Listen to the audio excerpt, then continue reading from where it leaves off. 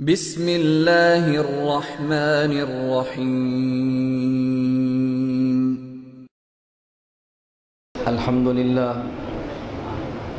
الحمد للہ نحمده ونستعینه ونستغفره ونؤمن به ونتوکل علیہ ونعوذ باللہ من شرور انفسنا ومن سیئات اعمالنا من يهده الله فلا مضل له ومن يضلل فلا هادي له ونشهد أن لا إله إلا الله وحده لا شريك له ونشهد أن سيدنا ومولانا محمدا عبده ورسوله أما بعد فأعوذ بالله من الشيطان الرجيم بسم اللہ الرحمن الرحیم الحمد للہ رب العالمین الرحمن الرحیم مالک یوم الدین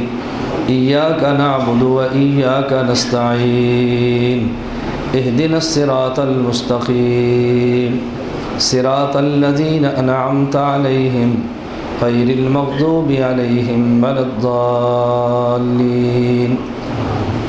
عن عمر بن الخطاب رضی اللہ عنہ قال بینما نحن عند رسول اللہ صلی اللہ علیہ وسلم اذ طلع علینا رجل شدید بیاض الثياب شدید سواد الشعر لا يرى عليه اثر السفر ولا يعرفه منا احد حتى جلس الى النبي صلی اللہ علیہ وسلم وأسند ركبتيه إلى ركبتيه ووضع كفيه على فخذيه فقال يا محمد أخبرني عن الإسلام قال أن تشهد أن لا إله إلا الله وأن محمد رسول الله وتقيم الصلاة وتؤتي الزكاة وتصوم رمضان وتحج البيت إن استطعت إليه سبيلا قال صدقت قال فعجبنا له يسأله ويصدقه قال فأخبرني عن الإيمان قال أن تؤمن بالله وملائكته وكتبه ورسله واليوم الآخر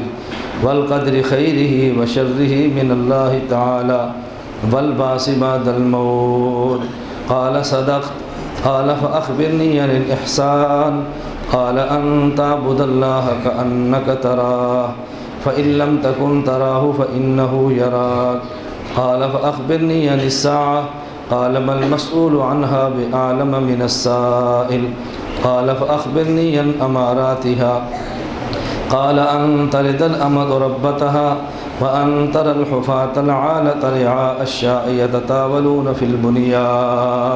يتطاولون عن البنيان قال فلبثت مليا قال يا عمر أتدري من السائل قلت الله ورسوله أعلم قال إنه جبرائيل أتاكم يعلمكم دينكم اللهم صل على محمد وعلى آل محمد اللهم صل على محمد وعلى آل محمد كما صليت على إبراهيم وعلى آل إبراهيم إنك حميد مجيد اللهم بارك على محمد وعلى آل محمد كما باركت على إبراهيم وعلى آل إبراهيم إنك حميد مجيد ہر ابتدا سے پہلے ہر انتہا کے بعد ہر ابتدا سے پہلے ہر انتہا کے بعد ذات نبی بلند ہے ذات خدا کے بعد ہر ابتدا سے پہلے ہر انتہا کے بعد ذات نبی بلند ہے ذات خدا کے بعد دنیا میں جس قدر احترام کے قابل ہیں لوگ دنیا میں جس قدر احترام کے قابل ہیں لوگ میں سبھی کو مانتا ہوں مگر مصطفیٰ کے بعد نہ میں کا ذکر نہ پینے کی بات کرتے ہیں میں کہتے ہیں شراب کو نہ ہم شرابی ہیں نہ شراب کی باتیں کرتے ہیں نہ میں کا ذکر نہ پینے کی بات کرتے ہیں نہ میں کا ذکر نہ پینے کی بات کرتے ہیں ہم اہل دل ہیں اور مدینے کی بات کرتے ہیں نہ میں کا ذکر نہ پینے کی بات کرتے ہیں ہم اہل دل ہیں اور مدینے کی بات کرتے ہیں، وہ مردہ دل ہیں جو قائل نہیں حیات النبی کے، وہ مردہ دل ہیں جو قائل نہیں حیات النبی کے، ہم زندہ دل ہیں اور جینے کی بات کرتے ہیں۔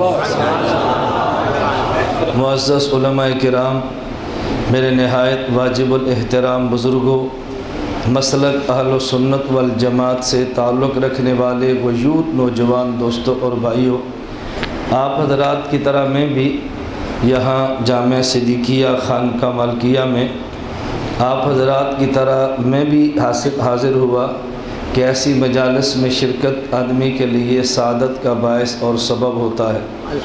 حضرت شیخ مکی دامت برکاتہم سے میرا بھی بہت قدیم اور پرانا تعلق ہے۔ حضرت دامت برکاتہم کی زیارت بھی مقصود تھی۔ حضرت مولانا قاری غلام یاسین صاحب زیدہ مجدہ نے فرمایا، ہماری خواہش ہے کہ اس خانقاہ کے سالانہ اجتماع میں تمہارا بیان بھی ہونا چاہیے۔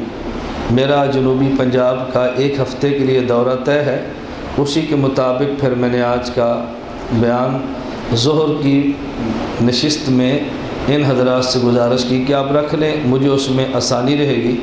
اللہ ان کو جزائے خیر عطا فرمائے کہ ان نے بیان کے لیے مجھے وہی وقت دیا ہے جو وقت میری خواہش تھی۔ میری خواہش ہوتی ہے کہ بیان ظہر کی نماز کے بعد ہو یا مغرب کی نماز کے بعد ہو یا صبح 10 بجے ہو، ایسے وقت میں بیان ہو کہ مجھے بیان کرنے میں آسانی ہو اور سامعین کو بیان سننے میں آسانی ہو، ان کو بات سمجھنے کا مزہ آئے اور مجھے بات سمجھانے کا مزہ آئے۔ میرا چونکہ یہاں جامعہ صدیقیہ بہاولپور میں باضابطہ یہ پہلا بیان ہے، اس لیے میں نے اس باضابطہ پہلے بیان کے لیے ایک سورت اور ایک حدیث مبارک کا انتخاب کیا ہے۔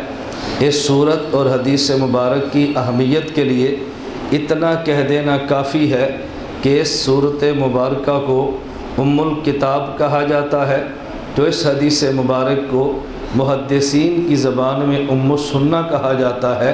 ام الکتاب کا معنی پورے قرآن کا خلاصہ اور ام السنہ کا معنی تمام احادیث کا خلاصہ۔ تو میں جو سورت تلاوت کر رہا تھا پورے قرآن کا خلاصہ اس میں ہے، اور جو میں نے حدیث جبرائیل تلاوت کی ہے تمام احادیث کا خلاصہ اس میں ہے۔ میں آج کی مجلس میں سورت مبارکہ پر بات نہیں کرتا، آج کی مجلس میں حدیث مبارک پہ بات کروں گا، پھر اللہ نے توفیق عطا فرمائی تو سورت پر بھی انشاءاللہ آپ حضرات کے ذہن میں سوال آنا چاہیے کہ پہلا مقام تو قرآن کا ہے، دوسرا مقام احادیث کا ہے، تو جب پہلا بیان ہے تو پھر قرآن پر ہونا چاہیے۔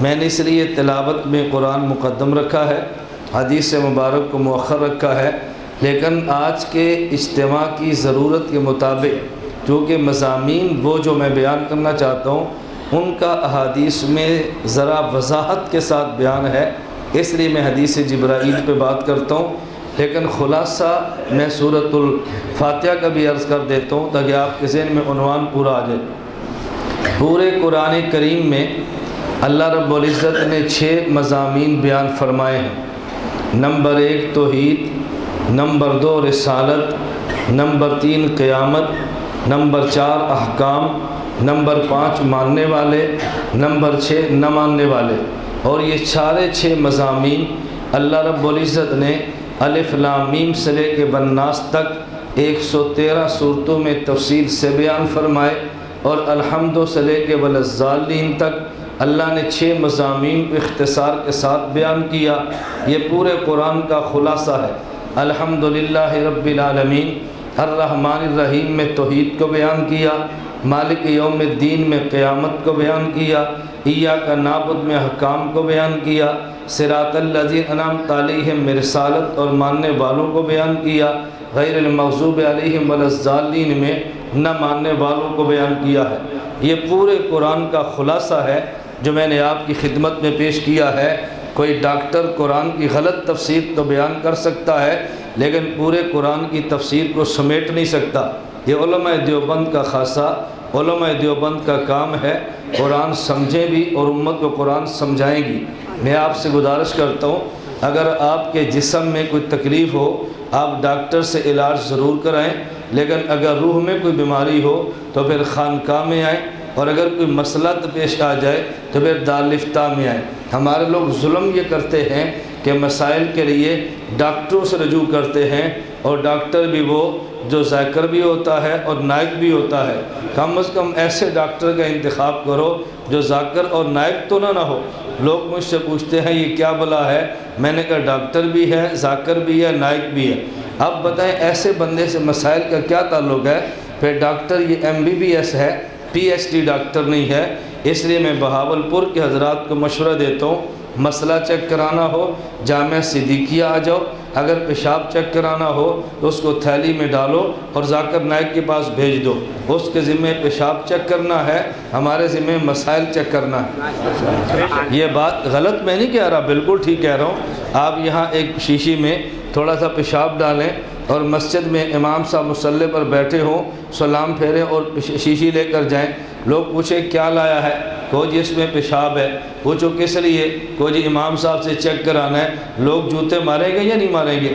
بھائی امام صاحب کا مسکام پیشاب کو چیک کرنا تھوڑا ہی ہے۔ اور آپ کسی کلینک اور لیبارٹری میں چلے جائیں جہاں پیشاب چیک ہوتا ہے، آپ نے ہاتھ میں لفافہ پکڑا ہے، لوگ پوچھے کیا ہے، کہو جی میں نے مسئلہ چیک کرانا ہے، وہ جوتے ماریں گے۔ بھائی لیبارٹریوں کے ذمہ پیشاب چیک کرنا ہے، مسائل کے ذمہ مدارس کے ذمہ مسائل چیک کرنے ہیں۔ مسائل چیک کرانا ہو علماء کے پاس آؤ، پیشاب چیک کرانا ہو ڈاکٹر کے پاس جاؤ، اس کا کام مسانے چیک کرنا ہے، ہمارے ذمہ روح کو چیک کرنا ہے۔ اپنے اپنے کام کریں تو اس میں الجھن اور لڑائی نہیں ہوتی۔ جب ہم ڈاکٹروں کے کام میں دخل نہیں دیتے، وہ ہمارے کام میں دخل کیوں دیتے ہیں؟ وہ اپنا کام کریں، ہم اپنا کام کریں۔ اس سے دنیا کا نظام بھی ٹھیک چلے گا اور آخرت کا نظام بھی ٹھیک رہے گا انشاءاللہ۔ خیر میں بتا صرف یہ رہا تھا کہ میں نے آپ حضرات کے سامنے چونکہ الکتاب کی تلاوت کی ہے تو میں نے پورے قرآن کا خلاصہ بیان کر دیا ہے۔ کامیاب لیکچرار اور بہترین پروفیسر اور زبردست قسم کا مدرس وہ ہوتا ہے کہ جو 1 گھنٹہ لیکچر دے، 1 گھنٹہ بیان کرے اور پھر 1 منٹ میں پوچھ لو کیا کام ہے۔ اگر 1 گھنٹہ بیان کرے تو آخر میں 1 گھنٹے کا 1 منٹ میں خلاصہ بیان کرے۔ آپ مجھے دیکھو، ان سے میں نمٹتا رہوں گا، آپ مجھے دیکھتے ہیں۔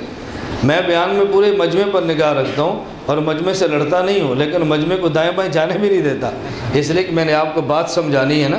اتنا لمبا سفر سرگودا سے یہاں کا 7 گھنٹے کا سفر بنتا ہے، تو میں نے مسئلہ سمجھانے کے لیے سفر کیا ہے، وقت آپ کا ضائع کرنے کے لیے سفر نہیں کیا۔ آپ ذرا توجہ رکھنا۔ تو میں نے کہا جو 6 مضامین اللہ کریم نے پورے قرآن میں تفصیل سے بیان فرمائے وہ سورۃ الفاتحہ میں اجمال سے بیان کیے ہیں۔ کامیاب مدرس وہ ہوتا ہے 1 گھنٹہ وہ درس دے اور آخر میں 1 منٹ میں خلاصہ بیان کرے۔ اللہ پاک نے پورے قرآن کو بیان فرمایا اور پھر 1 منٹ کا خلاصہ بھی دے دیا۔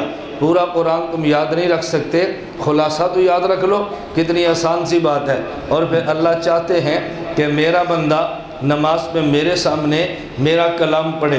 اللہ کا کلام پورا بندہ کیسے پڑھ سکتا ہے؟ فرمایا تم پورا قرآن تو نہیں، پورے قرآن کا خلاصہ پڑھ لو، ہم سمجھیں کہ تم نے پورا قرآن پڑھ لیا۔ اس لیے نماز کی ہر رکعت میں سورۃ الفاتحہ کی تلاوت ہوتی ہے، باقی صورتوں کی تلاوت ہر رکعت میں نہیں ہے۔ آپ 4 رکعت فرض پڑھیں، پہلی 2 صورتوں میں فاتحہ بھی پڑھیں گے، ساتھ سورت بھی پڑھیں گے، آخری 2 رکعتوں میں فاتحہ تو پڑھیں گے، دوسری صورت نہیں پڑھیں گے۔ اللہ کریم چاہتے ہیں بندہ میرا کلام میرے سامنے ہر رکعت میں پڑھے۔ ہر رکعت میں ہر بندہ نہیں پڑھ سکتا، ہاں کرامتاً اللہ پڑھوا دے تو یہ الگ بات ہے، اور کرامت خرق عادت ہوتی ہے، اس کا تعلق عادت کے ساتھ نہیں ہوتا، تو اس لیے بندہ نہیں پڑھ سکتا۔ اللہ نے آسان حل دے دیا کہ تم فاتحہ پڑھ لو، ہم فاتحہ کو پورا قرآن کہہ دیں گے۔ وَلَقَدْ آتَيْنَاكَ سَبْعًا مِّنَ الْمَثَانِي وَالْقُرْآنَ الْعَظِيمِ، یہ بار بار پڑھی جانے والی 7 آیتیں، یہ قرآن عظمت والا ہے۔ قرآن عظمت والا کیوں ہے؟ یہ قرآن ہے، اس میں سارے مضامین ہے۔ عظمت والا کیوں ہے؟ آیتیں تھوڑی ہیں، مضامین بہت زیادہ ہیں۔ اللہ نے قرآن عظیم فرمایا، لیکن اس وقت پڑھو جب اکیلے ہو، اس وقت نہ پڑھو جب امام کے پیچھے کھڑے ہو۔ لوگ کہیں گے کہ جب اللہ چاہتا ہے ہم کلام پڑھیں تو پھر امام کے پیچھے ہم کیوں نہ پڑھیں؟ اس کا آسان جواب یہ ہے، اللہ چاہتا ہے کہ تم نماز با جماعت پڑھو، اکیلے نہ پڑھو، اور جب با جماعت نماز پڑھو تو اذان دے کے پڑھو، صرف اذان دے کے نہیں، تکبیر کے ساتھ پڑھو۔ جمعہ پڑھو تو خطبے کے ساتھ پڑھو، لیکن اس کا معنی یہ نہیں ہے ہر بندہ اذان دے۔ مؤذن اذان دے گا جو سب کی طرف سے ہے، مکبر تکبیر پڑھے، اقامت ہے جو سب کی طرف سے ہے، امام خطبہ دے جو سب کی طرف سے ہے، امام نماز میں قرآن کی تلاوت کرے جو سب کی طرف سے ہے۔ جس طرح اذان کے لیے ہر بندے کو مؤذن بننے کی ضرورت نہیں ہے، اور بالکل اقامت کے لیے ہر بندے کو مکبر بننے کی ضرورت نہیں ہے، جمعہ ادا کرنے کے لیے ہر بندے کو خطبہ دینے کی ضرورت نہیں ہے، اسی طرح نماز میں آ کر ہر بندے کو امام کے پیچھے فاتحہ پڑھنے کی ضرورت نہیں ہے۔ یہ تکلیف آپ نہ کریں، یہ تکلیف امام صاحب کے ذمہ ہے، بس اب امام کو برداشت کر لیں، اتنا ہی کافی ہے۔ اللہ پاک نے مولوی کے ذمہ قرات لگائی ہے، تمہارے ذمہ نہیں لگائی، سارے کام تمہارے ذمہ نہیں ہے، کچھ کام علماء کے ذمہ ہیں، آپ علماء کے کام برداشت کر لو، یہ بہت بڑی بات ہے۔ میرا چند دن قبل ایک جگہ بیان تھا تو میں نے کہا امام مالک رحمۃ اللہ علیہ کو یمن کے تاجر نے فرمایا، عرض کیا حضرت سال کے جتنے دن بنتے ہیں اتنے جوڑے کپڑے میں دے دوں گا، آپ ایک جوڑا پہنے اور جو اتارے پھر دوبارہ کبھی نہ پہنے۔ امام مالک ایک جوڑا ایک دن میں پہنتے اور دوبارہ وہ جوڑا کبھی استعمال نہیں کرتے تھے۔ میں نے کہا ایسے تاجر تو ہمارے پاس نہیں ہیں، ہمیں ہر روز جوڑا دے۔ ہم کہتے ہیں اللہ ایسے تاجر دے دے جو ہمارے جوڑے برداشت کر لیں، جوڑے نہ دو کم از کم برداشت تو کر لو نا۔ تو لوگ برداشت نہیں کرتے، اللہ نے تمہیں برداشت کی عادت ڈالنے کے لیے حکم دیا کہ مولوی کے پیچھے قرات نہ کرو، مولوی کی اچھی آواز برداشت کرو۔ تو برداشت کرنا چاہیے کہ نہیں؟ برداشت کرنے کی عادت ڈالیں۔ چلے اللہ میں بات سمجھنے کی توفیق عطا فرمائے۔ آدمی یا پاس کرے اور یا بس بعض پاس نہیں کر سکتے اور برداشت بھی نہیں کر سکتے۔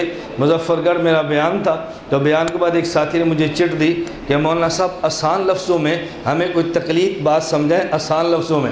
میں نے کہا آسان لفظ تو یہ ہے کہ مظفر گڑھ میں ٹریکٹر اور ٹرالیاں آپ نے دیکھی ہیں؟ لوگوں نے کہا جی دیکھی ہیں۔ میں نے کہا ٹرالی کے پیچھے جملہ لکھا ہے پاس کر یا برداشت کر۔ جو پاس کرنے کی طاقت رکھے اسے مجتہد کہتے ہیں، اور جو برداشت کرنے کی ہمت رکھے اسے مقلد کہتے ہیں۔ جو پاس بھی نہ کر سکے، برداشت بھی نہ کر سکے، اندر ہی اندر جلتا رہے، اسے غیر مقلد کہتے ہیں۔ میں نے کہا اب سمجھ آ گئی ہے؟ کہہ رہی اب سمجھ آ گئی ہے۔ میں نے کہا ہماری پگڑی اتروا نہیں سکتا، خود پگڑی باندھ نہیں سکتا، ہمارا دو ہاتھ کا مسافہ چھڑا نہیں سکتا، خود دوسرا ہاتھ لگا نہیں سکتا، ہماری فضائل مال بند کرا نہیں سکتا، خود تعلیم کرا نہیں سکتا، ہمارا چلہ رکوا نہیں سکتا، خود چلہ شروع کرا نہیں سکتا، اندر ہی اندر جلتا ہے۔ پاس کرنے والے کو مجتہد، برداشت کرنے والے کو مقلد، اور جو پاس کرنے کی طاقت بھی نہ رکھے، برداشت کرنے کی ہمت بھی نہ رکھے، اندر ہی اندر جلتا رہے، وہ کون ہے؟ غیر مقلد۔ اور ایک ٹرالی اور بھی ہے جس کے پیچھے لکھا ہوتا ہے نہ چھیڑ ملنگا۔ میں نے کہا ہم پاس کرنے والے تو نہیں ہیں، وہ امام ابو حنیفہ تھے، نہ چھیڑ ملنگا کو بھی نہیں ہے، یہ اہل بدعت ہے، نہ چھیڑ ملنگا۔ دنیا برباد ہو جائے ہمیں مت چھیڑو، ہمیں اپنے کھانے پینے پر لگے رہنے دو۔ اللہ میں بات سمجھنے کی توفیق دے۔ ہماری درمیانی ٹالی ہے کون سی؟ برداشت کر۔ نہ پاس کرتے ہیں نہ چھیڑ ملنگوں کی پالیسی پر چلتے ہیں، بلکہ ہم برداشت کرتے ہیں۔ خیر الامور اوسطھا، یہ درمیانی ٹالی سب سے بہتر ہے، اس کو اختیار کرو تو آپ نجات پا جاؤ گے۔ میں نے سورۃ الفاتحہ تلاوت کی جو ام الکتاب ہے، کچھ مضمون ذہن میں آ گیا، خلاصہ پھر میں کہہ دیتا ہوں تاکہ بات یاد رکھیں۔ پورے قرآن میں اللہ نے 6 مضامین بیان فرمائے۔ نمبر 1 توحید، نمبر 2 رسالت، نمبر 3 قیامت، نمبر 4 احکام، نمبر 5 ماننے والے، اور نمبر 6 نہ ماننے والے۔ یہ 6 مضامین اللہ رب العزت نے پورے قرآن میں تفصیل سے بیان کیے اور سورۃ الفاتحہ میں اجمال سے بیان کیے۔ الحمدللہ رب العالمین، الرحمن الرحیم میں توحید بیان کی، مالک یوم الدین میں قیامت بیان کی، ایاک نعبد میں احکام بیان کیے، صراط الذین انعمت علیہم میں رسالت اور ماننے والوں کا تذکرہ، غیر المغضوب علیہم ولا الضالین میں نہ ماننے والوں کا تذکرہ کیا ہے۔ لیکن میں حدیث جبریل ام السنہ پہ بات کرتا ہوں تاکہ پوری بات سمجھ آئے۔ میں نے پہلے پوری حدیث مبارک کی تلاوت کی ہے، ترجمہ اور مختصر شرح ساتھ ساتھ چلتی جائے، تاکہ پہلے ترجمہ پھر شرح کی تو شاید وقت ہمیں اس کی اجازت نہیں دے گا۔ نمبر 1 ترجمہ ساتھ ساتھ چلیں۔ حضرت عمر بن خطاب رضی اللہ عنہ فرماتے ہیں، نحن بینما عند رسول اللہ صلی اللہ علیہ وسلم ہم اللہ کے نبی صلی اللہ علیہ وسلم کی خدمت میں بیٹھے تھے، اطلع علینا رجل، توجہ لفظ دیکھنا، اطلع علینا رجل، اچانک ایک شخص آیا۔ عربی زبان میں آنے کو طلوع نہیں کہتے، عربی زبان میں آنے کو اتیان اور مجیت کہتے ہیں، تو کہنا چاہیے تھا اذ جاء رجل، اذ اتی رجل، یہ نہیں فرمایا بلکہ کہا اطلع علینا رجل۔ محدث بنوری علامہ یوسف رحمۃ اللہ علیہ اس حدیث کے تحت فرماتے ہیں چونکہ آنے والا یہ مٹی والا نہیں تھا، آنے والا نور تھا، جب نور نکلتا تو طلعت الشمس کہتے ہیں، مٹی والا آئے تو جاء کہتے ہیں، آنے والا وہ نورانی تھا، اس لیے اطلع علینا کہا، اطلع علینا رجل، اچانک ایک شخص آ گیا، اطلع علینا رجل، اچانک ایک شخص آیا، اور آنے والے کی کیفیت بڑی عجیب ہے، شدید بیاض الثیاب، کپڑے نہایت اس کے سفید ہیں، شدید سواد الشعر، اور بال اس کے نہایت سیاہ ہیں، کپڑے سفید اور بال اس کے سیاہ ہیں۔ آنے والا شخص عجیب تھا، لا یراری اثر السفر، اس پر سفر کا نشان بھی نہیں تھا، ولا یعرف منا احد، ہم میں سے اس کو کوئی پہچانتا بھی نہیں تھا۔ کیا مطلب؟ اگر مدینے کا ہوتا اس کو پہچان لیتے، اگر باہر کا ہوتا کوئی اس کے اوپر گرد و غبار ہوتی، گرد و غبار بھی نہیں، لگتا مدینے والا ہے، کوئی پہچانتا نہیں، تو لگتا باہر سے آیا ہے۔ ہم اس کشمکش میں تھے یہ آنے والا کون ہے، لیکن اس اگلا کام اس سے بھی عجیب کیا، حتی جلس الی النبی صلی اللہ علیہ وسلم، رسول اللہ صلی اللہ علیہ وسلم کے مجلس میں بیٹھا، واسند رکبتی الی رکبتی، اس نے اپنے گھٹنے حضور کے گھٹنوں کے ساتھ ملا دیے۔ ایسے تو کوئی بیٹھتا ہی نہیں ہے کہ گھٹنے گھٹنوں کے ساتھ ملائے، ادب کے ساتھ کچھ فاصلہ تو رکھتا ہے۔ ہمیں بڑا تعجب، یہ آنے والا کون ہو سکتا ہے؟ ووضع کفیہ علی فخذیہ، اور اس نے اپنے ہاتھوں کو ان کے رانوں پہ رکھا۔ ان کے رانوں سے کیا مراد ہے؟ یا اپنے رانوں پہ رکھا یا رسول اللہ صلی اللہ علیہ وسلم کے رانوں پہ رکھا؟ محدث بنوری فرماتے ہیں دونوں ٹھیک ہے۔ جب آدمی کوئی آتا ہے تلمیذ اور طالب بن کے اپنے رانوں پہ ہاتھ رکھتا ہے، اور کبھی جب آتا ہے لینے کے لیے تو دوسرے کے رانوں پہ ہاتھ رکھ دیتا ہے کچھ مانگنے کے لیے، یہ ہو سکتا ہے پہلے حضور کے رانوں پہ ہاتھ رکھا ہو پھر اپنے گھٹنوں پہ ہاتھ رکھ لیا ہو، تو دونوں مطلب بنتے ہیں۔ حضرت عمر رضی اللہ عنہ فرماتے ہیں ہم اس کیفیت میں تھے، اس نے آتے رسول اللہ سے سوال کیا، اس نے کہا اخبرنی یا محمد، اے اللہ کے پیغمبر، اخبرنی عن الاسلام، مجھے بتائیں اسلام کسے کہتے ہیں؟ رسول اللہ صلی اللہ علیہ وسلم نے جواب میں 5 چیزیں ارشاد فرمائی، ان تشہد اللہ الہ الا اللہ وان محمد الرسول اللہ، نمبر 1 زبان سے کہے لا الہ الا اللہ محمد الرسول اللہ، من تقیم الصلاۃ، نماز کی پابندی کرنا، بتوتی الزکاۃ، زکوٰۃ ادا کرنا، بتصوم رمضان، رمضان کے روزے رکھنا، بتحج البیت ان استطاعت الیہ السبیل، اور اگر طاقت ہو تو بیت اللہ کا حج کرنا۔ اس نے پوچھا اسلام کسے کہتے ہیں؟ نبی پاک نے 5 چیزیں جواب میں ارشاد فرمائی ہیں، یہ عنوان ذہن میں رکھنا، میں نے آگے جا کر اس پر بحث شروع کرنی ہے۔ یہ 5 چیزیں ہیں، نمبر 1 زبان سے کلمہ پڑھنا، نمبر 2 نماز کی پابندی کرنا، نمبر 3 زکوٰۃ ادا کرنا، نمبر 4 رمضان کے روزے رکھنا، نمبر 5 اگر طاقت ہو تو بیت اللہ کا حج ادا کرنا۔ میں ایک سوال اٹھانے لگا ہوں، میں نے سوال اٹھا کے ساتھ بات یہ نہیں ہے، سوال بھی میرے ذمہ اور جواب بھی میرے ذمہ، آپ نے پریشان نہیں ہونا بھائی سوال کی شاید جواب ہم سے پوچھے گا، سوال بھی میرے ذمہ اور جواب بھی میرے ذمہ، اس لیے میں کہتا ہوں کہ توجہ رکھنا۔ کتنی چیزیں فرمائیں؟ 5 چیزیں، نمبر 1 زبان سے کلمہ، نمبر 2 نماز، نمبر 3 زکوٰۃ، نمبر 4 روزہ، نمبر 5 حج۔ یہ جو شرط لگائی ہے ان استطاعت الیہ السبیل، اگر طاقت ہو تو بیت اللہ کا حج کرنا، یہ حج کے لیے شرط لگائی ہے، باقی 4 چیزوں کی شرط کیوں نہیں ہے؟ حالانکہ کلمہ بھی تب پڑھنا ہے جب کلمہ پڑھنے کی طاقت ہو، اگر آدمی گونگا ہو تو کلمہ پیسے پڑھے گا، نماز تب پڑھنی ہے جب نماز پڑھنے کی طاقت ہو، اگر کھڑے ہو کے نہیں پڑھ سکتا تو لیٹ جا، لیٹ کر نہیں پڑھ سکتا اشارہ کر، اگر اشارہ بھی نہیں کر سکتا تو پھر نماز کیسے پڑھے گا؟ روزہ بھی تب رکھنا ہے جب روزہ رکھنے کی طاقت ہو، زکوٰۃ بھی تب دے گا جب اس کے بعد نصاب موجود ہو۔ بھئی طاقت کے بغیر تو کلمہ بھی نہیں ہے، طاقت کے بغیر نماز بھی نہیں ہے، طاقت کے بغیر روزہ اور زکوٰۃ بھی نہیں ہے، تو پھر حج کے لیے کیوں فرمایا وَتَحُجَّ الْبَيْتَ إِنِ اسْتَطَعْتَ إِلَيْهِ سَبِيلًا؟ اگر طاقت ہو تو بیت اللہ کا حج کرنا۔ فرق کیا ہے؟ ان 5 اعمال میں ایک بنیادی فرق ہے، کلمہ پڑھنا انسان کی ذات سے متعلق ہے، روزہ رکھنا انسان کی ذات سے متعلق ہے، نماز پڑھنا انسان کی ذات سے متعلق ہے، زکوٰۃ دینا انسان کی ذات سے متعلق ہے، لیکن حج کرنا انسان کی ذات سے متعلق ہی نہیں ہے، کیونکہ حج کرنے والا شادی شدہ ہے، اس کی بیوی اور بچے ہیں۔ اب یہ بیت اللہ کا حج کب کرے گا؟ جب صرف اس کے پاس کرایہ موجود ہو، بیت اللہ کا حج کب کرے گا؟ جب ذات راہ موجود ہو۔ بیت اللہ کا حج کب کرے گا؟ کہ جب گھر میں بیوی کے پاس کھانے کے لیے بھی موجود ہو۔ یہ تو نہیں ہے کہ حاجی صاحب خود گئے ہیں بیت اللہ کا حج کرنے کے لیے اور بیوی دوزوں کے دروازے پہ دستک دے رہی ہے، اس تیرے حج کو خدا نے کیا کرنا ہے؟ بیت اللہ کا حج کرنے کے لیے تیرے ذمے بیوی کا نان و نفقہ بھی ہے، اتنا پیسہ تو ہونا چاہیے، اپنا کرایہ بھی ادا کر، اپنا مال بھی کھا لے، لیکن بیوی کے لیے واپسی گھر چھوڑ کر بھی جا۔ تو جو اس میں تعلق بالغیر تھا، اس لیے تحج البیت ان استطاعت علیہ سبیلا فرمایا۔ پتہ یہ چلا کہ بیوی کے حقوق بھی انسان کے ذمے ہے۔ بعض لوگ ایسے نالائق ایسا جملہ کہتے ہیں کہ بندے کو سن کر بھی شرم آتی ہے۔ میں ساتھیوں سے کہتا ہوں کہ میرے پاس جملوں کی پوری فہرست ہوتی ہے بعض مضامین کے متعلقہ، اگر ایک گھنٹے میں جملے سناتا رہو نا اور پھر جملے سمجھاتا رہو، شاید گھنٹہ اسی میں پورا ہو جائے۔ کہ بعض لوگ بہت عجیب ہیں۔ ایک ساتھی دوسرے کو ترغیب دے رہا تھا، بھائی آپ سال کے لیے اللہ کے راستے میں نکلو۔ اس نے کہا میری بیوی ہے، اس کے حقوق ادا کرنے ہیں۔ کہتے ہیں اللہ ہی ادا کرے گا۔ اس کو ہم کافر نہیں کہتے نا، اس میں عقل اتنی جملہ کہہ دیا۔ حکیم الامت مولانا تھانی فرماتے ہیں آدمی مکلف بقدر عقل ہوتا ہے، جتنی عقل اتنا مکلف ہے۔ اس کے کہنے کا مطلب یہ نہیں تھا جو مطلب بنتا ہے، اس لیے ہم اس کو کافر تو نہیں کہتے، لیکن جملہ کتنا عجیب ہے کہ جی میری بیوی اور بچے ہیں، کہتے ہیں اللہ ہی حقوق ادا کرے گا۔ اب بتاؤ ایسے کیسے ہو سکتا ہے؟ آدمی کو بات سمجھنی چاہیے۔ میں اپنی زبان سے جملہ کون کہتا ہوں؟ میرا بحرین کا سفر تھا، یہ 2 ماہ قبل کی بات ہے۔ بحرین سے سفر کر کے واپس آیا، میرے میزبان ماشاءاللہ بہت اچھے تھے، جماعت سے تعلق تھا، تو میں نے ان کو بعد میں فون کیا۔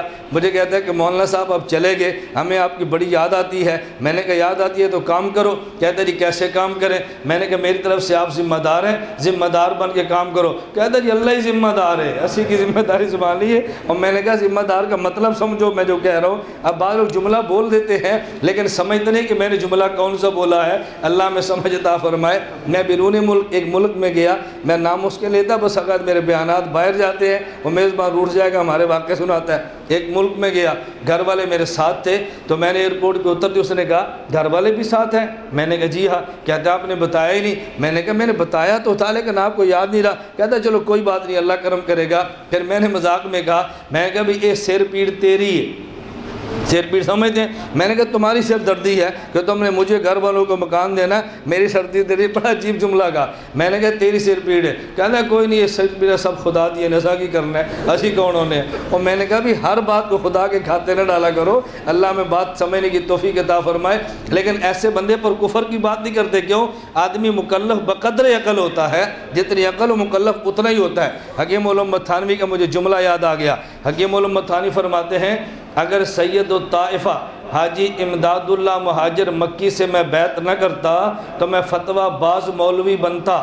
حاجی امداد اللہ مہاجر مکی کی بیعت کا نتیجہ ہے میں فتویٰ باز مولوی نہیں بنا بلکہ اعتدال والا ملا بناؤں۔ یہ میرے حاجی صاحب کی بیعت کا نتیجہ ہے۔ اللہ میں بات سمجھنے کی توفیق عطا فرمائے۔ حاجی صاحب بہت بڑے آدمی تھے، اتنے بڑے آدمی تھے کہ میں معذرت کے ساتھ کہتا ہوں ہم نے کبھی حاجی صاحب کو پڑھا نہیں ہے، حاجی صاحب کو سمجھا نہیں ہے، ہمیں پتہ ہی نہیں وہ آدمی کتنا بڑا تھا۔ میں صرف ایک واقعہ پیش کرتا ہوں حاجی صاحب کی عظمت کو بیان کرنے کے لیے۔ یہ واقعہ بھی حکیم الامت مولانا تھانوی رحمۃ اللہ علیہ نے بیان فرمایا۔ حکیم الامت تھانوی فرماتے ہیں ایک آدمی حضرت کا خلیفہ، حضرت خلیفہ مجاز حاجی امداد اللہ مہاجر مکی رحمۃ اللہ علیہ کے حرم میں نماز پڑھی اور 2 رکعت نماز پڑھی۔ نماز کے بعد اللہ سے دعا مانگی، اے اللہ جس طرح آپ نے میری نماز قبول فرمائی مجھے دکھا دے۔ اللہ نے اس کو دکھا دیا حالت کشف میں یا مراقبے میں کہ اس کو خدا نے خوبصورت عورت حور عطا کی ہے لیکن آنکھوں سے نبینی ہے۔ اس نے حاجی امداد اللہ مہاجر مکی رحمۃ اللہ علیہ کو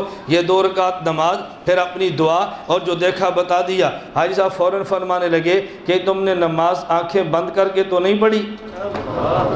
اسے کہتے ہیں شیخ کہ تم نے آنکھیں بند کر کے نماز تو نہیں پڑھی؟ انہوں نے کہا جی میں نے آنکھیں بند کر کے پڑھی ہیں۔ فرمایا کیوں؟ دیکھو جب آنکھیں بند کر کے پڑھی ہیں نماز تو خوبصورت ہے اور تم نے آنکھیں بند کر کے پڑھی، خدا نے اندھی حور اس کے بدلے میں دی ہے، تم نے آنکھیں بند کر کے نماز کیوں پڑھی ہے؟ اس نے کہا جی نماز میں خشوع پیدا کرنے کے لیے میں نے آنکھیں بند کر لی، بس ورنہ وسوسے بہت آتے تھے۔ اب حاجی صاحب کا جملہ سنو۔ حاجی صاحب فرمانے لگے وہ نماز جو وساوس والی ہو لیکن سنت کے مطابق ہو اس نماز سے بہتر ہے کہ جس میں وساوس نہ ہو اور خلاف سنت ہو۔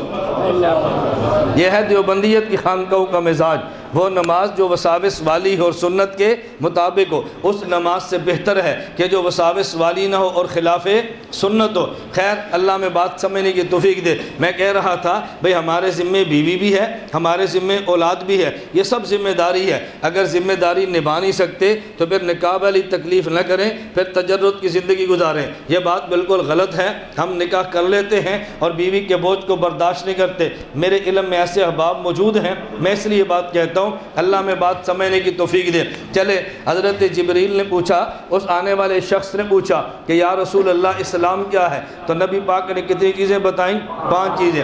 نمبر 1 زبان سے کلمہ، نمبر 2 نماز، نمبر 3 زکوٰۃ، نمبر 4 روزہ اور نمبر 5 حج۔ اس کا نام اسلام ہے۔ انہوں نے کہا جی صدقتہ، اللہ کے نبی آپ نے سچ کہا۔ حضرت عمر رضی اللہ عنہ فرماتے ہیں ہمیں بڑا تعجب ہوا، یسألہ و یصدقہ، ادھر اللہ کے نبی سے پوچھتا ہے، جب حضور جواب دے تو پھر صدقتہ کہہ کے تصدیق بھی کرتا ہے۔ جب یہ سوال کرتا ہے ہمیں اندازہ ہوتا ہے اس کو معلوم نہیں ہے، اور جب یہ صدقتہ کہتا ہے ہمیں پتہ چلتا ہے اس کو مسئلے کا پہلے سے پتہ ہے۔ بھئی جب مسئلہ معلوم ہے آپ نے پوچھا کیوں ہے؟ حضرت عمر رضی اللہ عنہ فرماتے ہیں ہم اسی کشمکش میں تھے، یہ عجبتو کا ترجمہ ہے، عجبنا یسألہ و یصدقہ، ہم اس کشمکش میں تھے، ادھر سوال بھی کرتا ہے اور پھر صدقتہ بھی کہتا ہے۔ اس نے دوسرا سوال کر دیا، اخبرنی عن الایمان، کشمکش کا ترجمہ ہمارے علامہ خالد موسیٰ فرماتے ہیں ہمیں 6 و 5 میں تھے کہ یہ کیسی بات کرتا ہے، سوال کرے تو پتہ لگتا ہے عالم نہیں ہے اور صدقتہ کرے تو پتہ لگتا ہے عالم ہے۔ ہم اسی 6 و 5 میں تھے۔ کس میں تھے؟ بتاؤ کس میں تھے؟ میں جب رکتا ہوں نا، میں نے کوئی بات سمجھا، میں تھکتا نہیں ہوں، جب رکتا ہوں کوئی بات سمجھانی ہوتی ہے۔ ہم کس میں تھے؟ 6 و 5 میں تھے۔ 6 و 5 کا معنی، یہ پنکھا بند کرو، یہ پنکھا بند کر دو، پتر تو ایڈا سیاڑا نہ بڑھنا، سیاہ بند کیتا ہے۔ میں بتاتا ہوں کیوں بند کیا۔ جب یہ پنکھا چلتا ہے تو اس کی یہ کیا کہتے ہیں، لائٹ وہ خراب ہوتی ہے، لائٹ خراب ہوتی ہے، پوری ویڈیو تباہ ہوتی ہے۔ آپ سمجھے کیوں بند کیا؟ آپ کو لاؤ جس اس کو سمجھو، اس نے چلا دی تھی اور بند کون کرے گا؟ اس لیے کہتے ہیں کہ تخریب آسان ہے، تعمیر مشکل ہے۔ تو بات سمجھ آ رہی ہے؟ تخریب آسان ہے اور تعمیر بہت مشکل ہے۔ خانقاہیں تعمیر کرتی ہیں اور تعمیر میں بڑی دیر لگتی ہے۔ توجہ رکھیں آپ۔ اس لیے چونکہ خانقاہ کا ماحول ہے نا، میں اکثر ساتھی کہتا ہوں کسی بھی ادارے میں جائیں تو ان کے نظم میں دخل نہ دیا کریں۔ کیوں؟ وہ خاص نظم کے تحت کام چل رہا ہوتا ہے، بندہ سمجھتا نہیں ایسے نہیں ہونا چاہیے، ایسے ہونا چاہیے تھا۔ اس پر میں ایک آپ کو مثال دے دوں تاکہ بات جلدی سمجھ آئے۔ یہ مثال حکیم الامت تھانوی کی ہے، ہماری نہیں ہے۔ حکیم الامت تھانوی رحمہ اللہ نے ایک مثال نقل کی ہے۔ وہ کون سی؟ بوڑھی عورت تھی اور گھر میں باز اترا اور اس نے باز کو پکڑ لیا۔ اس کو باز پہ ترس آیا، اس نے کہا کتنے دن ہو گئے کسی نے تیری حجامت ہی نہیں کی، اس کے پر کاٹ دیے۔ کتنے دن ہو گئے ناخن نہیں کاٹے، اس کے ناخن کاٹ دیے۔ کتنا عرصہ گزر گیا تیری چونچ ٹھیک نہیں کی، اس کی چونچ کاٹ دی۔ پھر اس نے باز کو چھوڑ دیا۔ کسی نے کہا اماں جان آپ اس کو چھوڑ بھی دے، اس نے اڑنا نہیں ہے، اس نے اب شکار نہیں کھیل سکتا۔ کیوں؟ سارا کوئی تو نے خراب کر دی ہے۔ وہ بیچاری سمجھتے میں نے ٹھیک کیا ہے، حالانکہ خراب کیا ہے۔ یہ سمجھتا ہے میں نے پنکھا چلا کے احسان کیا ہے، ہمارا پورا جلسہ خراب کیا۔ ہمارا خانقاہی ماحول ہے نا، میں ایسی باتیں کہتے رہتا ہوں درمیان میں۔ کیوں؟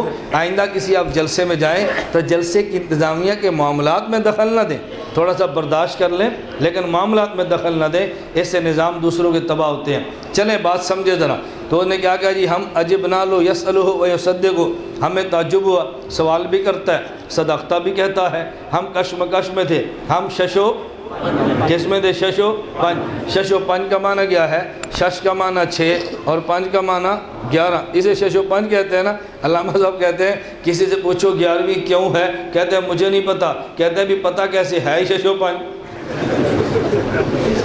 پتہ چل جائے پھر تو 11ویں رہے نا، جب تک پتہ نہیں چلے گا 11ویں ہے، جب پتہ چلا تو 11ویں رہنی نہیں ہے۔ اس لیے 11ویں کہتے ہیں 6 و 5 کو، جس چیز کا پتہ نہ چلے اسے 6 و 5 کہتے ہیں۔ حضرت عمر رضی اللہ عنہ فرماتے ہیں ہم 6 و 5 میں تھے، ادھر سوال کرتا ہے ادھر صدقتہ کہتا ہے۔ اس نے فوراً سوال کیا، کہا جی اخبرنی عن الایمان، اے محمد صلی اللہ علیہ وسلم آپ بتائیں ایمان کسے کہتے ہیں؟ فرمایا ایمان ہے 6 چیزوں کا نام، ان تؤمن باللہ وملائکتہ وکتبہ ورسلہ والیوم الآخر والآخر والقدر خیرہ وشرہ والبعث بعد الموت، ان 6 چیزوں کا نام ایمان ہے۔ اللہ کو بھی دل سے مان لے، کتابوں کو بھی مان لے، فرشتوں کو مان لے، انبیاء کو مان لے، اچھی اور بری تقدیر کو مان لے، اور قیامت کے دن کو مان لے، ان 6 چیزوں کا نام ایمان ہے۔ پہلے سوال کیا اسلام کیا ہے، انہوں نے جواب دے دیا، پھر پوچھا ایمان کیا ہے، رسول اللہ صلی اللہ علیہ وسلم نے 6 چیزیں بتائیں۔ یعنی میں صرف ایک چیز پہ تھوڑی سی بات کرتا ہوں، جو کہ بات مشکل ہے،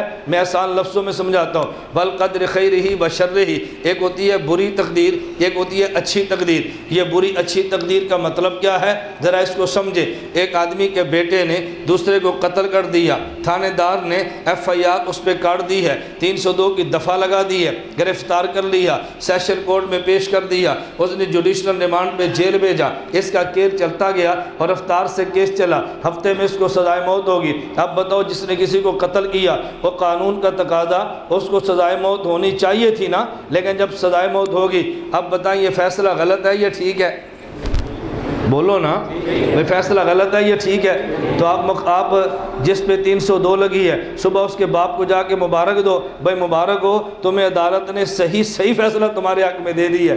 آپ مبارک دو گے؟ کبھی نہیں دو گے، حالانکہ فیصلہ ٹھیک ہے، لیکن مبارک کوئی نہیں دیتا۔ جا کر اس کو یہ کہتے ہیں بھائی تمہارے بیٹے نے قتل کیا تھا، اس کو سزائے موت سنا دی ہے، فیصلہ اگرچہ عدالت کا ٹھیک ہے، لیکن پھر بھی ہمیں دکھ بہت ہے کہ تمہارے بیٹے کو سزائے موت ہوئی ہے۔ یہ جو دکھ ہوا نا، اس کا نام ہے تقدیر شر۔ کیا مطلب؟ اللہ کے سارے فیصلے وہ بالکل بجا اور قانون عدل کے مطابق ہوتے ہیں، لیکن بعض فیصلے وہ جو بندے کی منشا کے مطابق ہو اسے تقدیر خیر کہتے ہیں، اور جو بندے کی منشا کے مطابق ہو اسے تقدیر شر کہتے ہیں۔ تقدیر خیر اور شر کا معنی جو نفس کو فیصلہ اچھا لگے، نفس کی خواہش کے مطابق ہو، یہ خیر ہے، اور جو نفس کی خواہش کے مطابق ہو تقدیر شر ہے۔ اللہ کے نبی نے فرمایا ایمان اس کا نام ہے تمہارے نفس کے مطابق ہو، تمہارے نفس کے خلاف ہو، بس تم نے ماننا کہ فیصلہ ٹھیک ہے، اسی کا نام تقدیر ہے۔ تو 6 چیزیں بتائیں، وہ نے کہا جی صدقتا، آپ نے بالکل سچ فرمایا ہے۔ پھر تیسرا سوال کر دیا اخبرنی عن الاحسان،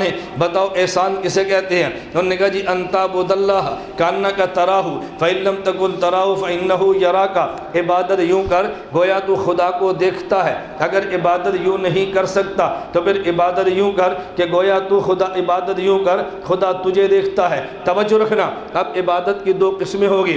نمبر 1 عبادت عابد خدا کو دیکھے اور خدا عابد کو دیکھے، دوسرا درجہ عابد خدا کو نہ دیکھے، خدا عابد کو دیکھے۔ اگر عابد خدا کو دیکھے، خدا عابد کو دیکھے، اس کا نام عالم مشاہدہ کی عبادت ہے، اور اگر عابد خدا کو نہ دیکھے، خدا عابد کو دیکھے، اس کا نام عالم غیبوبت کی عبادت ہے۔ جامع اشرفیہ کے شیخ الحدیث حضرت مولانا صوفی سرور دامت برکاتہم شرح بخاری میں تعریف فرماتے ہیں ایک عبادت انبیاء کی ہے اور ایک عبادت امتی کی ہے۔ نبی کی عبادت مشاہدہ والی ہے، امت کی عبادت غیبوبت والی ہے۔ امتی خدا کو نہیں دیکھتا، امتی خدا کو نہیں دیکھتا، خدا امتی کو دیکھتا ہے، لیکن خدا نبی کو دیکھتا ہے، نبی خدا کو دیکھ لیتا ہے۔ تو نبی کی عبادت مشاہدہ والی ہے اور امتی کی عبادت یہ غیبوبت والی۔ یہی وجہ اگر امتی ایک مرتبہ سجدہ کر لے، نبی ایک سجدہ کر لے، امت کے کروڑوں سجدوں سے افضل ہے۔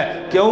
نبی کا سجدہ مشاہدہ والا، امتی کا سجدہ غیبوبت والا۔ غیبوبت کو جا ہے اور یہ غیبوبت کو جا اور مشاہدہ کو جا۔ اللہ کے نبی صلی اللہ علیہ وسلم نے فرمایا عبادت کے 2 درجے ہیں، عبادت یوں کر کہ تو خدا کو دیکھتا ہے، اگر یہ عبادت نہ کر سکے پھر عبادت یوں کر کے خدا تجھے دیکھتا ہے۔ ایک شخص نے مجھ سے سوال کیا، اس نے کہا بھی تمہارے دیوبند کی خانقاہوں میں اور دیوبند کے مدرسوں میں ایک جملہ لکھا ہوتا ہے، اے بندے، کیا ہوا؟ سنو نا، سامنے بیٹھ کے نہیں سنتے۔ ایک جملہ لکھا ہوتا ہے، اے بندے احساس پیدا کر، توجہ رکھنا، اے بندے احساس پیدا کر، خدا تجھے دیکھ رہا ہے۔ میں نے کہا جی بالکل لکھا ہوتا ہے۔ کہتا ہے یہ تو حدیث کے خلاف ہے۔ میں نے کہا کون سی حدیث؟ کہتا ہے جب حضرت جبریل نے پوچھا ہے اخبرنی عن الاحسان، اللہ کے نبی بتائیں احسان کسے کہتے ہیں؟ رسول اللہ صلی اللہ علیہ وسلم نے جواب دیا ان تعبد اللہ کأنک تراہ، یہ احساس پیدا کر تو خدا کو دیکھ رہا ہے، تو خدا کو، پہلا درجہ یہ ہے۔ اور تمہاری خانقاہوں میں یہ لکھا ہے یہ احساس پیدا کر خدا تجھے دیکھ رہا ہے۔ حدیث میں احساس پیدا کر تو خدا کو دیکھتا ہے، حدیث میں کیا ہے؟ احساس پیدا کر کے تو، اور خانقاہ میں کیا لکھا ہے؟ احساس پیدا کر خدا تجھے دیکھ رہا ہے۔ تو جو درجہ پہلا ہے تم نے اس کو چھوڑ دیا اور دوسرے درجے کو لکھ دیا۔ میں نے کہا نہ تو حدیث کو سمجھا نہ تو خانقاہ کو سمجھا۔ اگر حدیث اور خانقاہ کو سمجھ لیتا کبھی اعتراض نہ کرتا۔ کہتا جی کیا مطلب؟ میں نے کہا حدیث میں جو درجے بتائے ہیں، پہلا درجہ عبادت نبی کا ہے، دوسرا درجہ عبادت امتی کا ہے۔ عبادت نبی کا درجہ عبادت یوں کر تو خدا کو دیکھتا ہے، عبادت امت کا درجہ عبادت یوں کر خدا تجھے دیکھتا ہے۔ تو یہ خانقاہ میں تربیت نبی کی نہیں بلکہ امت کی ہے۔ خانقاہ میں تربیت نبی کی نہیں بلکہ امت کی ہے۔ امتی احساس کون سا پیدا کرے گا؟ خدا کو دیکھتا ہے، خدا اسے دیکھتا ہے۔ اگر یہ نبی کی تربیت کے لیے ہوتی تیرا سوال ٹھیک تھا، لیکن یہ تو امت کی تربیت کے لیے ہے، اس لیے جناب کا سوال ٹھیک نہیں ہے۔ نہ اپنے حدیث کو سمجھا نہ خانقاہ کو سمجھا۔ اگر سمجھ جاتے کبھی اعتراض نہ کرتے۔ بعض لوگ سمجھتے نہیں پہلے اعتراض کرتے ہیں۔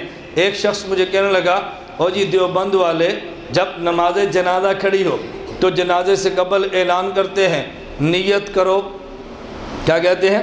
نیت کرو 4 تکبیر نماز جنازہ، ثنا واسطے اللہ تعالیٰ کے، درود واسطے حضور صلی اللہ علیہ وسلم کے، دعا واسطے حاضر اس میت کے، منہ طرف کعبہ شریف، پیچھے اس امام کے اللہ اکبر۔ کہتے ہیں جی نیت کرو۔ میں نے کہا پھر؟ کہتا ہے یہ کس حدیث میں ہے؟ میں نے کہا صحیح بخاری کی پہلی حدیث میں ہے۔ مجھے کہتے ہیں کہاں لکھا ہے؟ میں نے کہا انما الاعمال بالنیات، اعمال کا دار و مدار تو نیت پر ہے۔ توجہ رکھنا، اعمال کا دار و مدار تو نیت پر ہے۔ کہتے ہیں صحیح بخاری میں یہ تو نہیں لکھا کہ نیت کرو۔ میں نے کہا کیا لکھا ہے؟ کہتے ہیں وہاں تو یہ ہے کہ جیسی نیت ہوگی اور ویسا ہی عمل ہوگا۔ تو نیت تو دل سے ہوتی ہے، زبان سے تو نہیں ہوتی۔ میں نے کہا ہم نے کب کہا زبان سے کرو؟ کہہ رہے کہ تم کہتے نیت کرو۔ میں نے کہا نہ تو حدیث کو سمجھا ہے نہ دیوبند کے امام کا جملہ سمجھا ہے۔ اگر جملہ سمجھتا اعتراض نہ ہوتا۔ کہتے جی کیا مطلب؟ میں نے کہا ہم یہ نہیں کہتے نیت کہو، ہم کہتے ہیں نیت کرو۔ نیت کہنا اور ہے، نیت کرنا اور ہے۔ کہنا زبان سے ہے، کرنا دل سے ہے۔ کہتے جی وہ تو زبان سے کرتے ہیں۔ میں نے کہا انہیں کو کچھ کیوں کرتے ہیں، ہم سے کیوں پوچھتے ہیں؟ بھئی ہم کہتے ہیں زبان سے کرو، زبان سے کہو کہتے ہیں، ہم کہتے ہیں نیت کرو یا کہتے ہیں نیت کہو؟ بتاؤ نا، کیا کہتے ہیں کہو یا کرو؟ کہنا زبان سے ہوتا ہے اور کرنا دل سے ہوتا ہے۔ میں نے کہا جو حدیث میں ہے وہی ہم کہتے ہیں، جو ہم کہتے ہیں وہ حدیث میں ہے۔ نہ تو بخاری سمجھا نہ دیوبند کو سمجھا ہے، اور اعتراض دیوبند پہ مارتا ہے۔ اللہ میں بات سمجھنے کی توفیق عطا فرمائے۔ میں کہہ رہا تھا ان تعبد اللہ، چلے ایک نکتہ ذرا سمجھیں۔ ہمارا اہل السنت والجماعت کا عقیدہ ہے انبیاء علیہم السلام قبروں میں زندہ ہیں۔ توجہ رکھنا، انبیاء علیہم السلام قبروں میں، جو انبیاء کو قبروں میں زندہ نہ مانے اہل السنت والجماعت نہیں ہے، دیوبندی نہیں ہے۔ دیوبندیت کے ماتھے پر بدنما داغ تو ہے لیکن دیوبندی نہیں ہے۔ میں نے جملہ کہنا نا، میں ایسے نہیں کہتا، اس حدیث سے جوڑا تب کہنے لگا۔ حکیم الامت مولانا اشرف علی تھانوی رحمۃ اللہ علیہ فرماتے ہیں، قرآن کریم میں ہے وَلَا تَقُولُوا لِمَنْ يُقْتَلُ فِي سَبِيلِ اللَّهِ اموات، جو اللہ کے راستے میں قتل ہو جائے اس کو مردہ نہ کہنا، بل احیا ای بل قولوا احیا، اسے تم نے زندہ کہنا ہے۔ حکیم الامت ثانی فرماتے ہیں شہید مقتول فی سبیل اللہ ہے، نبی مقتول فی اللہ ہے۔ شہید مقتول فی سبیل اللہ ہے، نبی مقتول فی اللہ ہے۔ اگر مقتول فی سبیل اللہ زندہ ہے تو مقتول فی اللہ بڑھ کے زندہ ہے۔ یہ حکیم الامت تھانوی نے کیوں فرمایا؟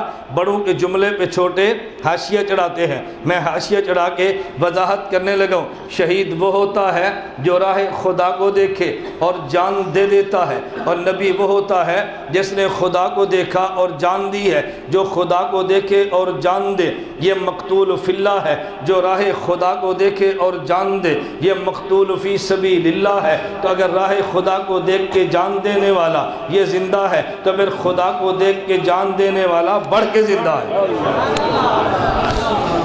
بات سمجھ آ رہی ہے؟ بھئی اس سے پھر بڑھ کے زندہ ہے۔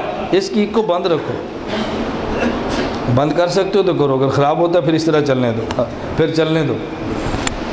بات سمجھ آ رہی ہے؟ شہید کون ہے؟ مقتول، بولو نا، مقتول فی سبیل اللہ، اور نبی مقتول فی اللہ، شہید مقتول فی سبیل اللہ، نبی مقتول، تو مقتول فی سبیل اللہ زندہ ہے تو بتا مقتول فی اللہ زندہ کیوں نہیں؟ اور دونوں کا مطلب کیا ہے؟ جو خدا کو دیکھے اور جان دے وہ مقتول فی اللہ، اور جو راہ خدا کو دیکھے اور جان دے مقتول فی سبیل اللہ ہے۔ میں یہ کہتا ہوں ہمارا نظریہ ہے رسول اللہ صلی اللہ علیہ وسلم نے ذات خدا کو دیکھا ہے، ہمارا نظریہ ہے۔ ایک غیر مقلد برس رہا تھا اور کہتا ہے نبی نے خدا کو نہیں دیکھا، کیوں؟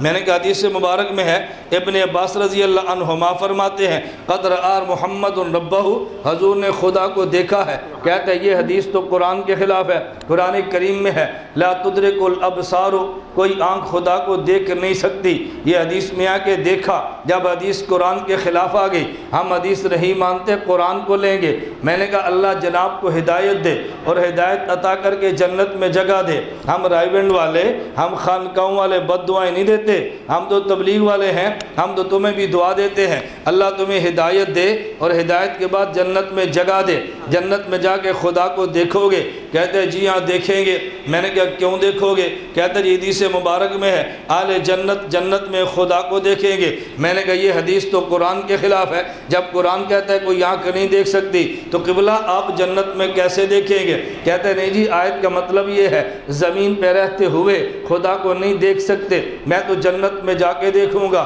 میں نے کہا ہم نے کب کہا نبی نے زمین پہ رہ کے دیکھا ہے؟ ہم بھی تو کہتے ہیں عرش پہ جا کے دیکھا ہے۔ تو جنت میں بیٹھ کے اگر دیکھ لے تو یہ قرآن کے خلاف نہیں ہے، اور نبی عرش پہ جا کر دیکھ لے تو پھر قرآن کے خلاف کیسے ہے؟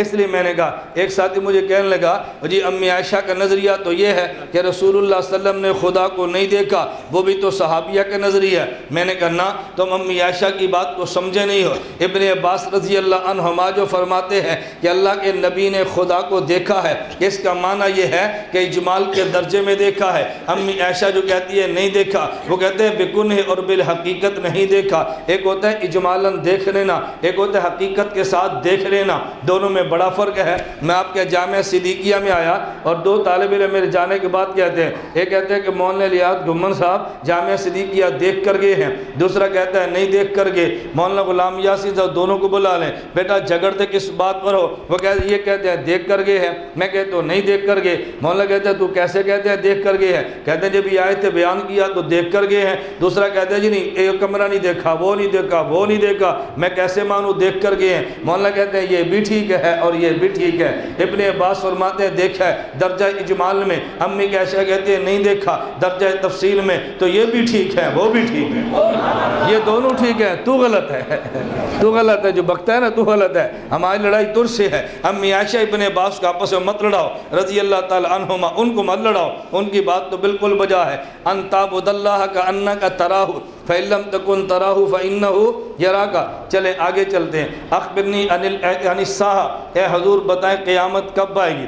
نبی پاک صلی اللہ علیہ وسلم نے فرمایا مل مسئول عنہا بعالم من السائل۔ اب ذرا حضور کا جملہ اور نبی کا جواب دیکھنا اور آپ کو وجد کیسے آتا ہے۔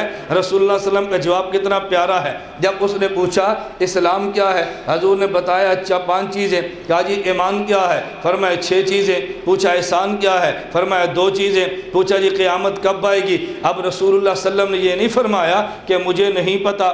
کیوں نہیں فرمایا؟ اس لیے کہ جب حضور جواب دیتے وہ صدقتا کہہ کے تصدیق کرتا۔ اللہ کے نبی اگر فرما دیتے مجھے نہیں پتا تو لوگ سمجھتے کہ سائل کو پتہ ہے، پتہ چلتا نا کہ سائل کو پتہ ہے، شبہ رہ جاتا تھا۔ یہ نہیں فرمایا مجھے نہیں پتا، فرمایا مل مسئول عنہا بعالم من السائل۔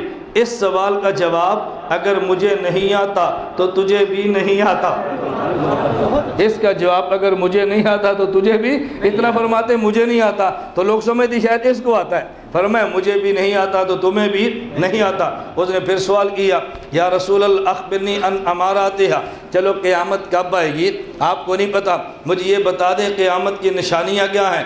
رسول اللہ صلی اللہ علیہ وسلم نے فرمایا ان تلد الامۃ ربتہا، ایک نشانی تو یہ ہے کہ جب بیٹی پیدا ہو اور ماں پہ آرڈر ایسے کرے جیسے مالکہ اپنی باندی پہ آرڈر کرتی ہے، سمجھو قیامت قریب آ گئی ہے۔ کیا مطلب؟ رسول اللہ صلی اللہ علیہ وسلم یہ بھی تو فرما سکتے تھے، علوم نبوت الفاظ نبوت کی بلاغت دیکھیے، یہ بھی تو فرما سکتے تھے کہ جب بیٹا ایسا ہو وہ باپ کو حکم دے رہے جیسے مالک نوکروں کو کرتا ہے۔ بیٹے کی بات نہیں فرمائی، بیٹی کی بات کی ہے، کیوں؟ بیٹا تو طاقت والا ہے، بیٹا تو کماتا ہے، بیٹے کا جتھا ہے۔ اگر بیٹا ایسی بات کرے اس کو کرنی نہیں چاہیے، لیکن کوئی بات بنتی ہے بھئی طاقت جو ہے، بزنس جو ہے، باہر گھومتا جو ہے، چلو اکڑ میں آ کے کہہ دیا یہ عورت جو صنف نازک ہے، یہ جو گھر سے باہر نکلتی نہیں ہے، یعنی جو مخلوق کمزور ہے جب وہ بھی اکڑنا شروع کر دے تو پھر سمجھو قیامت قریب آ رہی ہے۔ اکڑنے والا اکڑے یہ مناسب تو نہیں ہے، لیکن بات تو بنتی ہے نا۔ اور اگر اکڑنے ہو بھی کمزور اور پھر بھی اکڑے،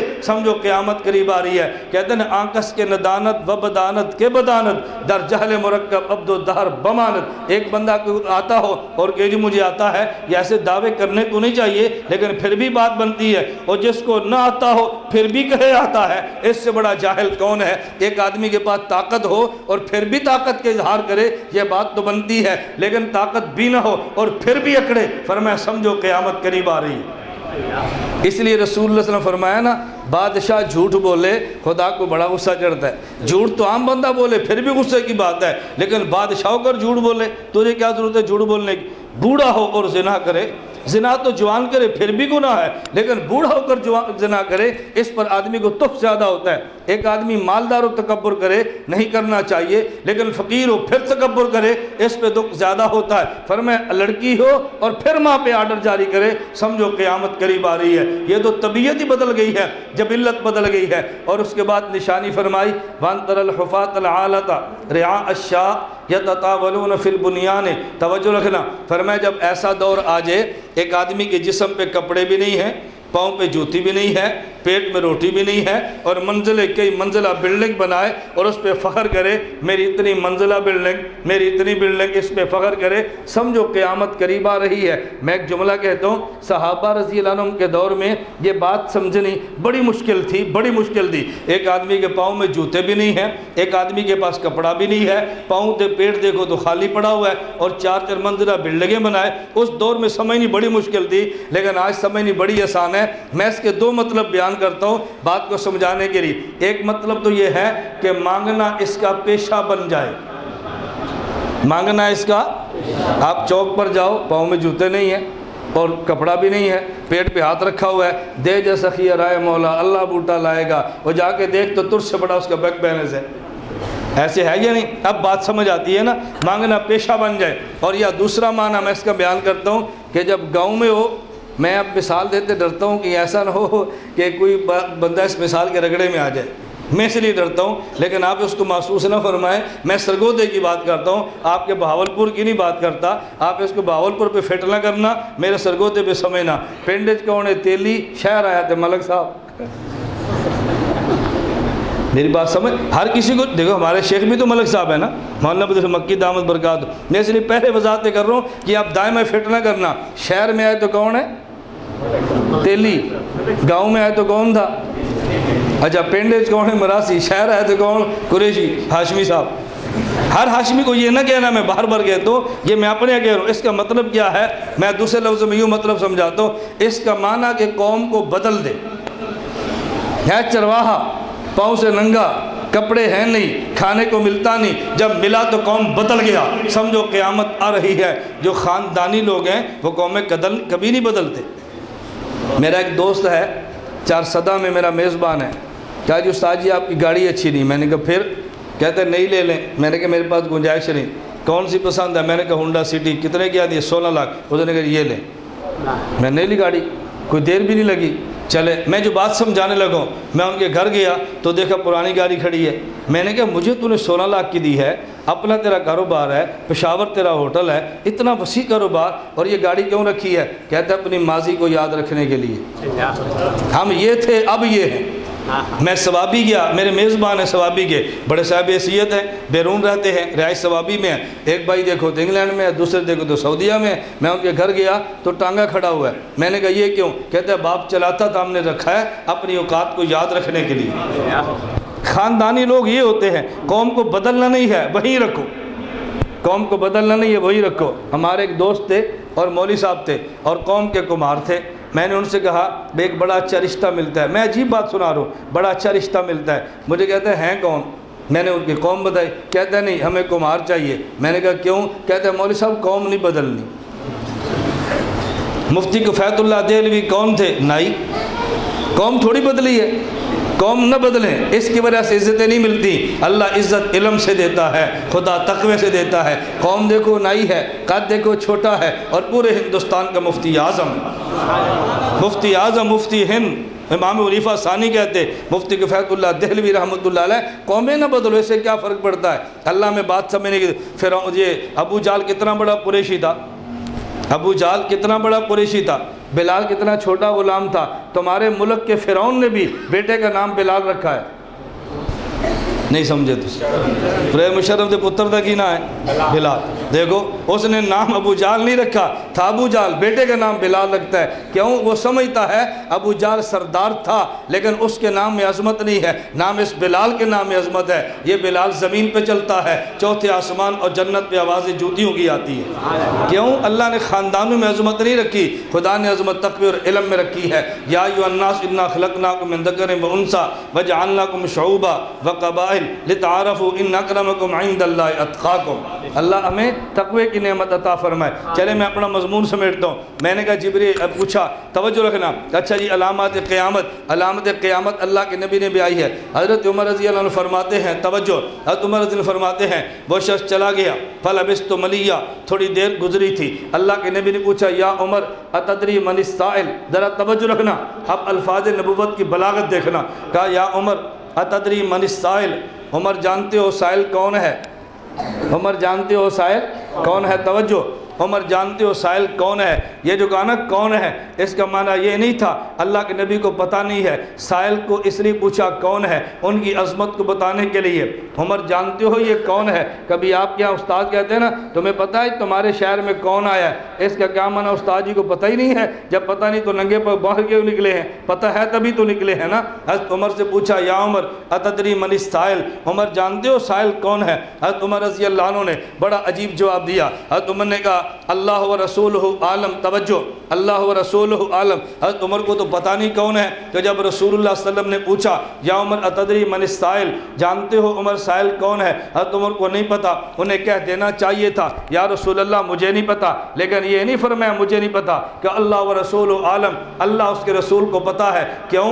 اگر عمر یہ عرض کرتے مجھے نہیں پتہ تو بندے کے ذہن میں سوال آتا کہ شاید رسول اللہ کو بھی نہیں پتہ، حضرت عمر کو بھی نہیں پتہ۔ حضرت عمر یہ نہیں کہا مجھے نہیں پتہ، کہ اللہ و رسول عالم، حضور کون تھا مجھے نہیں پتہ، آپ کو پتہ ہے، مجھے پتہ نہ چلے فرق نہیں پڑتا، آپ کو پتہ نہ چلے فرق پھر پڑتا ہے، مجھے نہیں پتہ کیا ہوا، آپ کو تو پتہ ہے نا، اللہ و رسول عالم، حضور آپ کو پتہ ہے۔ چلیں نہ مزہ آئے، میں دوسری طرز پہ بات کرتا ہوں، پھر تمہیں عمر کے الفاظ سمجھنا کتنا ادب رکھا ہے عمر رضی اللہ عنہ کے لفظوں میں۔ مثال کیا ہے؟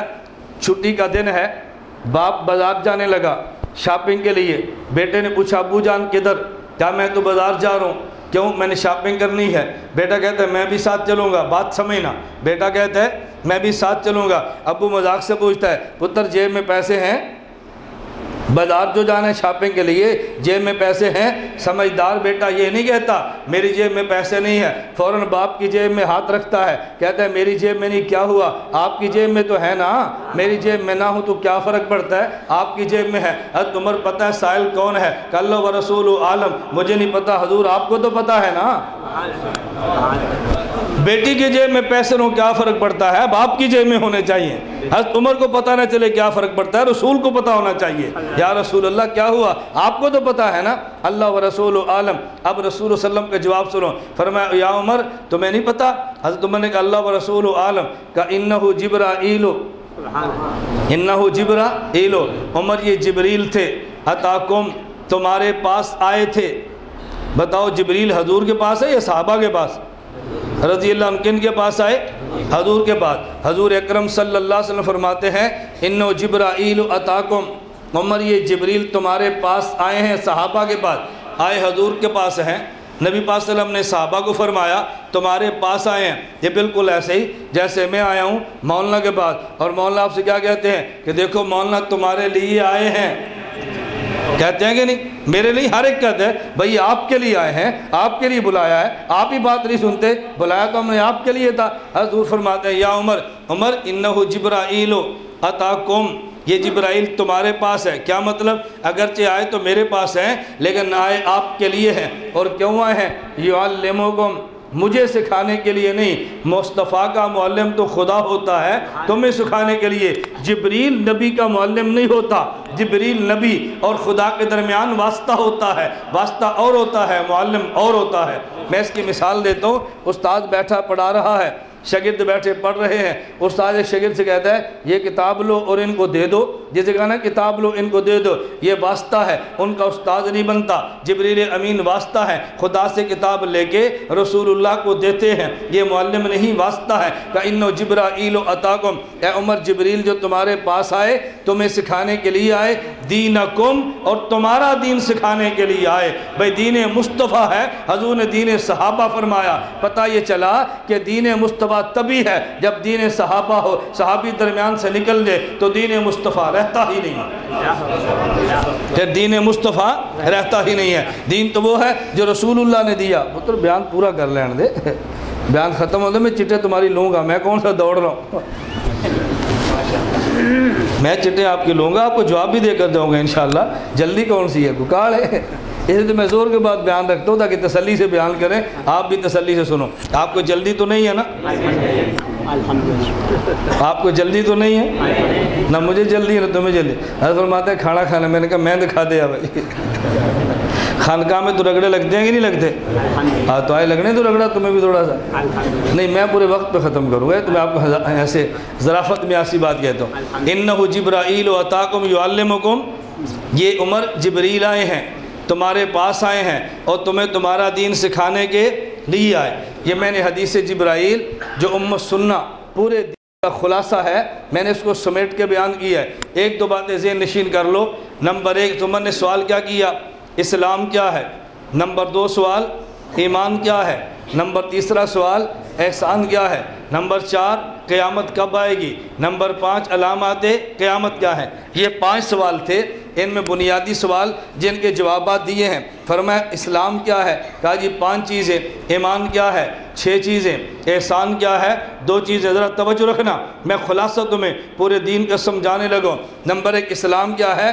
5 چیزیں، ان کا تعلق بدن سے ہے۔ نمبر 2 ایمان کیا ہے؟ ان کا نام ہے 6 چیزیں، اس کا تعلق قلب اور دل کے ساتھ ہے۔ نمبر 3 احسان کیا ہے؟ ان 2 کا تعلق قلب کی کیفیت کے ساتھ ہے۔ دیکھو ترتیب کتنی پیاری ہے۔ آپ مجھے دیکھو، پہلے جسم نظر آئے گا، آپ جسم کو توڑو درمیان سے دل نظر آئے گا، دل کو چیرو درمیان میں تمہیں کیفیات ملے گی۔ نمبر 1 انسان کا جسم ہے، نمبر 2 جسم میں چھپا قلب ہے، نمبر 2 دل میں چھپی کیفیات ہیں۔ تو پہلے سوال کیا اسلام کیا ہے؟ ان کا تعلق بدن سے ہے جسے مسائل کہتے ہیں۔ پھر پوچھا ایمان کیا ہے؟ اس کا تعلق قلب سے ہے جسے اعتقادات کہتے ہیں۔ پھر پوچھا کیفیت احسان کیا ہے؟ اس کا تعلق دل کی چھپی کیفیات سے ہے جنہیں احسانات کہتے ہیں۔ اس کا مطلب یہ ہے کہ شریعت کا بنیادی خلاصہ وہ 3 چیزیں ہیں۔ نمبر 1 اسلام جسے مسائل کہتے ہیں، نمبر 2 ایمان جسے عقائد کہتے ہیں، اور نمبر 3 کیفیات جسے احسان کہتے ہیں۔ ہمارے یہاں 3 چیزیں چلتی ہیں،